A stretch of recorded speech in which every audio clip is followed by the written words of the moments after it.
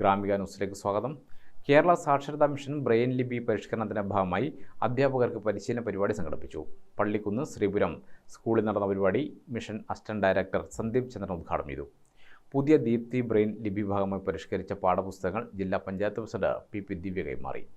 നല്ല രീതിയിൽ സംഘടിപ്പിക്കുകയും അതോടൊപ്പം തന്നെ നമ്മുടെ പഠിതാക്കളുടെ ഇടയിലേക്ക് എത്തിച്ചേർന്നുകൊണ്ട് ഇനിയും ഈ രംഗത്തേക്ക് വന്ന് പഠിച്ചുകൊണ്ട് പറ്റുമെങ്കിൽ ഇന്ന് ഇവിടെ പങ്കെടുക്കേണ്ടിയിരുന്ന ഞങ്ങളുടെ കാസർഗോഡ് നിന്ന് ഒരു ടീച്ചർക്ക് പെട്ടെന്ന് നാളെയും നാളത്തെ ഇന്റർവ്യൂ ആണ് എന്ന് പറഞ്ഞാൽ ഈ മേഖലയിൽ ഉള്ളവർക്ക് വേണ്ടിയിട്ട് തൊഴിലവസരങ്ങൾ പോലും സർക്കാർ നീക്കി വെച്ചിട്ടുള്ളത് കൊണ്ട് ഈ പഠിത്തത്തോടൊപ്പം തന്നെ എംപ്ലോയ്മെന്റിലടക്കം പേര് രജിസ്റ്റർ ചെയ്തുകൊണ്ട് നമുക്ക് കിട്ടാനുള്ള അവകാശങ്ങൾ നേടിയെടുക്കാൻ വേണ്ടി നിങ്ങളോടൊപ്പം സാക്ഷരതാ മിഷനുണ്ട്, ഫെഡറേഷനുണ്ട്. അത് ഒരു കൂട്ടായ്മയോടുകൂടി ഈ കൂട്ടായ്മ നമുക്ക് മുന്നോട്ട് തന്നെ ഒരിക്കലും നമ്മുടെ ഗ്രൂപ്പ് പിരിച്ചുപിടിക്കുകയോ അവസാനിപ്പിക്കുകയോ ഒന്നും ചെയ്യാതെ കണ്ടിന്യൂവേഷൻ ആയിട്ടുള്ള പരിപാടിയായിട്ട് മുന്നോട്ട് പോകണം.